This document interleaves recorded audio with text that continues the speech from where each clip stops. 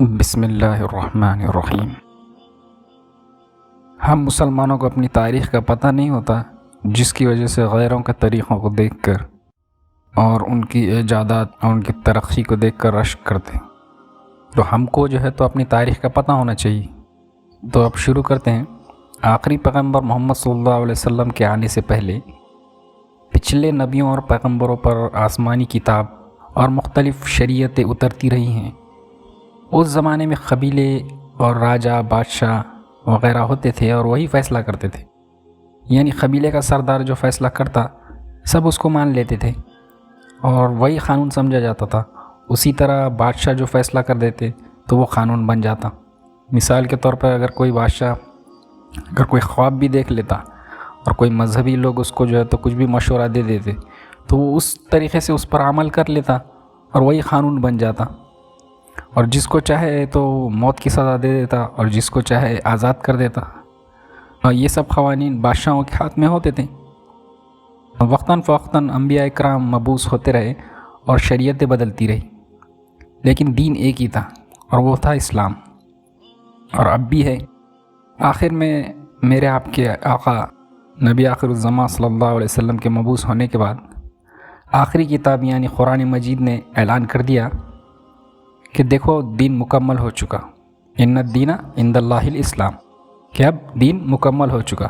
اور قرآن کریم کی ایک تعریف یہ بھی ہے کہ اس کو انسانیت کے لیے قانون بتایا ہے، بلکہ یہ قوانین اللہ کے ہیں اور یہ قرآن کے ذریعے سے انسانیت کے لیے نازل ہوئے ہیں۔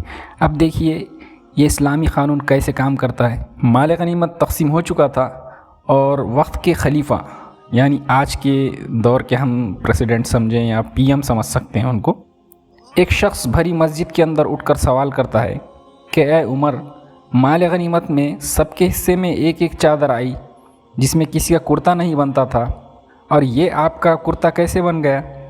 سوچئے ذرا، اب اگر آج ہم کوئی کسی ملک کے پی ایم سے ایسا سوال کوئی عام آدمی کرے تو اس کا کیا حشر ہوگا؟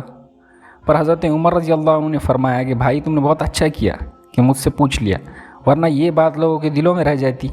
بات یہ ہے کہ میرے بیٹے عبداللہ کے حصے میں جو چادر آئی تھی وہ اس نے مجھے دے دی، اور یہ دو چادریں ملا کر یہ تو میرا کرتا بنا ہے۔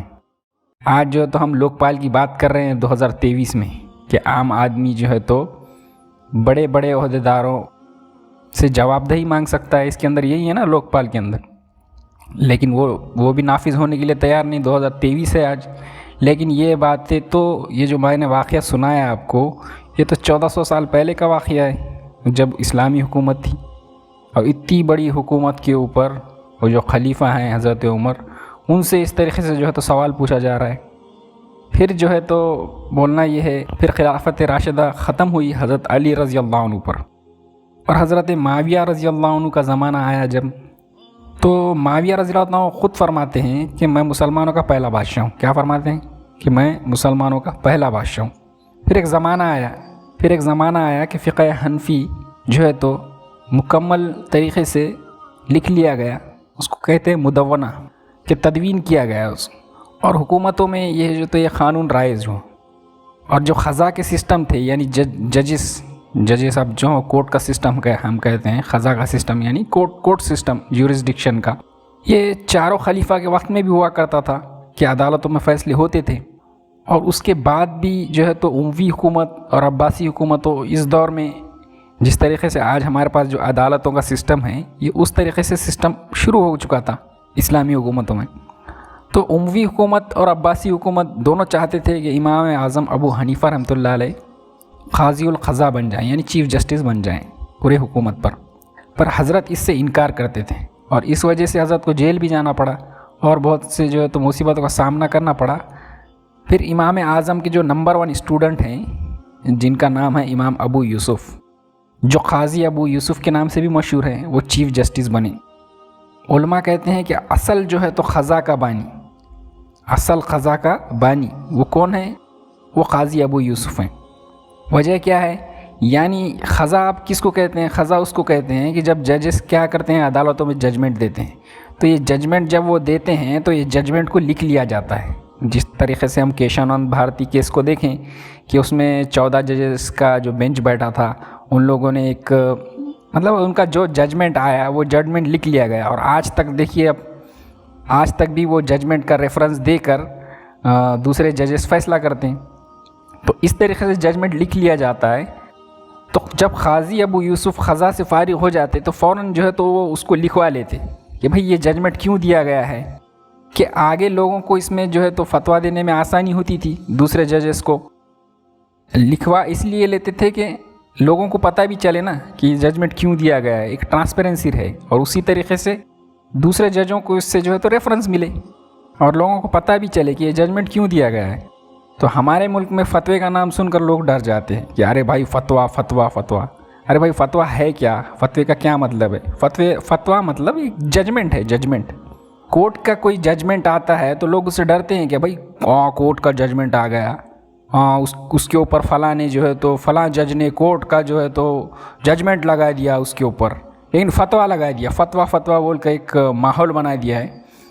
تو بولنے کا مقصد یہ ہے کہ یہ جو سسٹم تھا، جیسا کورٹ کا سسٹم ہو یا پھر قیدیوں کے رائٹس ہوں یا جنگ کے قانون ہوں، یہ سب چیزیں اسلام جو ہے تو آج سے 1400 سال پہلے یہ سب چیزیں دے چکا ہے، جو آج بھی پراپر طریقے سے نافذ نہیں ہیں، یہ اس وقت نافذ تھی۔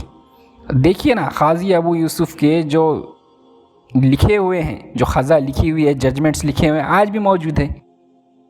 اب ایک مثال دیتا ہوں کہ یہ عدالتوں میں جو ہے تو سسٹم، ہماری جو عدالتیں تھیں اس کے اندر کیسا چلتا تھا سسٹم۔ وقت کا بادشاہ ہے ہارون رشید رحمۃ اللہ علیہ، ہر کوئی جانتا ہے ان کو۔ ان کے خلاف ایک شخص نے مقدمہ دائر کیا تھا۔ قاضی ابو یوسف نے جب کورٹ میں بادشاہ کو سمن کیا، سمن کیا جاتا نا، تو سمن کیا تو بادشاہ کے احترام میں وہاں کے جو بھی خادم وغیرہ ہوں انہوں نے جو قالین بچھا دیا تھا، کیا کر دیا تھا، قالین بچھا دیا تھا، اور بادشاہ قالین پر کھڑا ہوا تھا، اور وہ عام شخص جس نے مقدمہ دائر کیا تھا وہ فرش پر کھڑا ہوا تھا۔ قاضی ابو یوسف نے فراش سے کہا کہ وہ قالین بچھانے والا جو ہوتا نا اس سے کہا، اس نے فوراً جو ہے تو قالین کو کھینچا، اور وقت کا بادشاہ جو ہے تو گرتے گرتے بچ گیا اس کے اوپر سے، کہ امام ابو یوسف نے کہا حضرت آپ یہاں بادشاہ نہیں ہیں بلکہ آپ پر مقدمہ ہے، یہ انصاف نہیں ہے کہ آپ کے لیے قالین ہو اور جو ہے تو دوسرا فرش پر کھڑا ہوا ہو۔ تو دیکھیے اسلامی حکومتوں کے اندر جو عدالتیں ہوتی تھی اس طریقے سے جو ہے تو انصاف کیا جاتا تھا۔ تو ہم کو جو ہے تو اپنی تاریخ کا پتہ نہیں ہے، اور اس سے ناآشنا ہونے کی وجہ سے غیروں سے جو ہے تو ہم متاثر ہوتے ہیں۔ اس ویڈیو کا بنانے کا ہمارا مقصد یہ ہے کہ یہ جو عدالتی نظام ہے، جو فیصلے آتے ہیں اور ججمنٹ ہوتے ہیں، یہ سب سے پہلے شروع کرنے والے جو ہے تو مسلمان ہی ہیں، اور ہم کو یہ پتہ ہونا چاہیے۔ ہم کو اپنی تاریخ کا پتہ نہیں تو ہم غیروں سے جو ہے تو متاثر ہوتے ہیں۔ اگر آپ کو انفارمیشن اچھی لگے تو ایسی ہی انفارمیشن کے لیے آپ ہمارے چینل کو سبسکرائب کریں، اور دوسروں کو بھی جو ہے تو یہ ویڈیو بھیجیں تاکہ مسلمانوں کو پتہ چلے کہ ہم کیا تھے اور اب کیا ہو گئے ہیں۔ چلیے، جزاک اللہ۔